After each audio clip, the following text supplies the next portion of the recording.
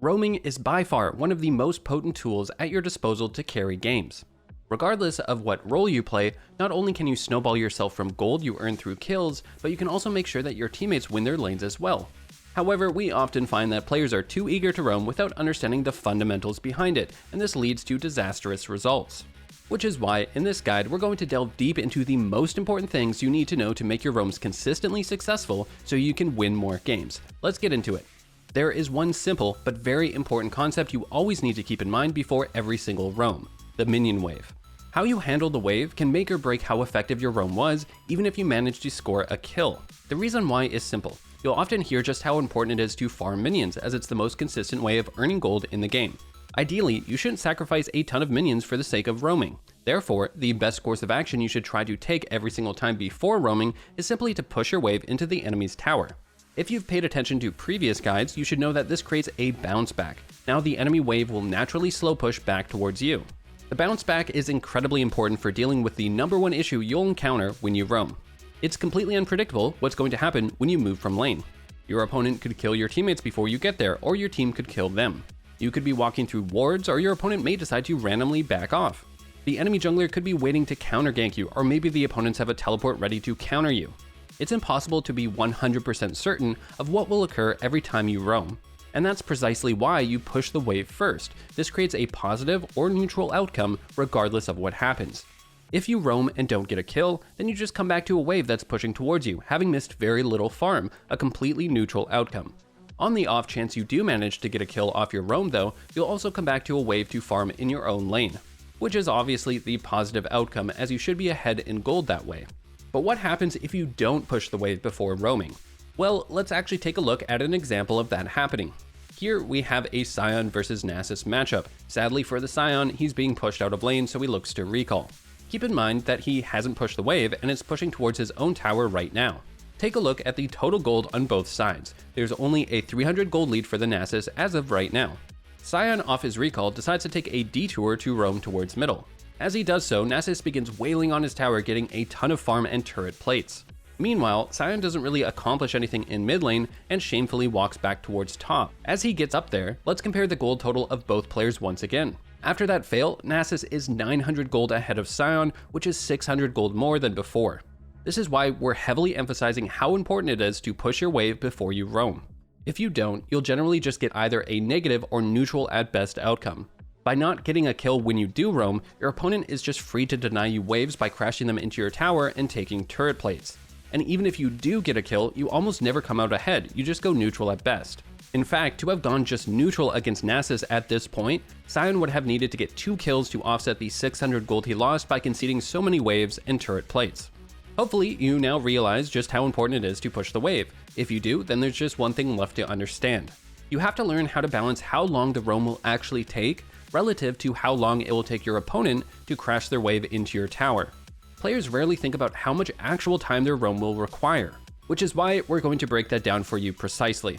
We're about to cover a lot of data, which may seem daunting and complicated, but don't worry, we'll simplify and make things easier for you afterwards. So most champions on average have around 335 to 340 base movement speed. We'll be using the average here for the following speeds. To walk from the middle of the central lane all the way to the middle of the top lane, it takes about 22 seconds. Obviously, this is the exact same going backwards. And since the map is pretty symmetrical, it should go without saying that it's almost exactly the same going from mid to bot. With the basic boots, this process takes about 20.5 seconds to complete.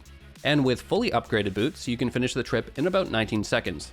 It also helps to know how much time it takes to get from the fountain back to your lane. For mid laners, starting right here, and walking back to your tower, it's exactly 22 seconds as well without boots. Which just means that with basic and completed boots, those times are the same as before.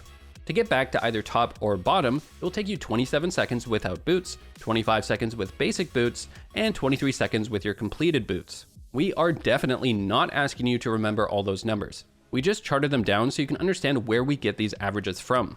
To simplify things, it will take about 20 seconds to get from mid to either side lane and vice versa. From base to mid, it's also about 20 seconds, and from the fountain to either side lane, it's about 25.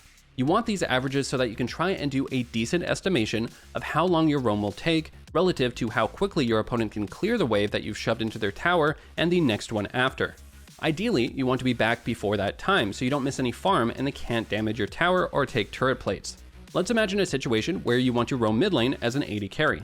It would take you 20 seconds to get there, 5 to 10 seconds to make the gank happen, and then you might need to recall, which is another 8 seconds, heal for another 5 seconds, and then run back to lane, which is an extra 25 seconds. That's about 65 seconds total to make that gank happen. Meanwhile, let's say your lane opponent was a Tristana. It only took her 40 seconds to clear the wave you pushed into her tower, then the one afterwards as well, which means she had 25 seconds to freely hit your tower for some turret plates. Your roam better have been worth it in that case, or you'll have fallen horribly behind. Like we said at the start, please don't think you have to do some crazy math to make a successful roam. No one does that. We just wanted to go over those numbers to get you to realize just how long it actually takes to make a roam happen.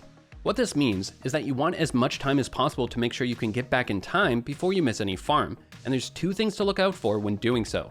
1, how big your crash was, and 2, how strong your opponent's wave clear is. The bigger the crash and the less wave clear they have, then the longer your roam can take. Let's take a look at a bunch of examples and show you exactly what you need to look out for. You'll see that you definitely don't need any math skills to pull off a good roam. Here we have a Camille amassing a giant wave to crash into a Shen's tower. Remember those 2 points we just talked about. 1, Shen has really low wave clear early on, and 2, this is a massive crash which will take him a while to clear. Camille leaves the lane at 6 minutes and 20 seconds to go off and roam. As she gets to mid, she can't really find any kill opportunities, so she walks back to top. She arrives a whole minute later, and Shen still hasn't crashed the wave into her tower. This is a perfect example of a neutral roam done well. Camille wasn't able to make anything happen on the map, but it was at no risk to herself since she missed basically nothing by attempting the roam. Let's check out another example. In this one, we have almost the exact same situation happening in mid, except this time it's a Kassadin crashing a big wave into a Diana's tower.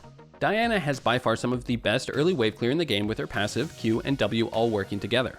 As she clears the wave, Kassadin attempts a roam, but by the time he's down there, Diana has already full cleared the wave at her tower and the next wave. She's now freed up to either push for turret plates during this horrific Kassadin roam, or better yet, she uses her teleport to counter the gank and turn things around favorably. This is precisely why you need to think about your opponent's wave clear before committing to a roam. If Diana was someone like Annie, for example, Kassadin's roam would be okayish, simply because Annie takes forever to clear waves early on. But the fact that Kassadin is trying to roam on such a weak champion versus one of the best wave clearers in the game makes the roam absolutely horrible and easy to punish. You should also remember that the time it takes for you to get back to lane can easily be exploited by the enemy team. Take a look at this Bard roam for example. He opts to roam towards top lane while he lets his Ashe go bot alone. This is definitely a very lackluster roam, as trying to gank a Tryndamere with ult near his tower is never going to work. Unfortunately for Bard's Ashe, him showing himself in top lane gives the enemy Qiyana a ton of information. Remember how much time it actually takes for someone to get back to their appropriate lane. Bard has to recall and walk all the way down here, which is probably going to take at least 30 seconds. Generally, as a jungler, you have to be afraid of being counter-ganked every time you go to a lane. But in this case, Qiyana knows that even if the enemy jungler is bot, it'll be a guaranteed 3 versus 2, since there's no way Kha'Zix is here. Poor Ashe was entirely alone and dies to an easily avoidable death due to Bard's terrible roam timing.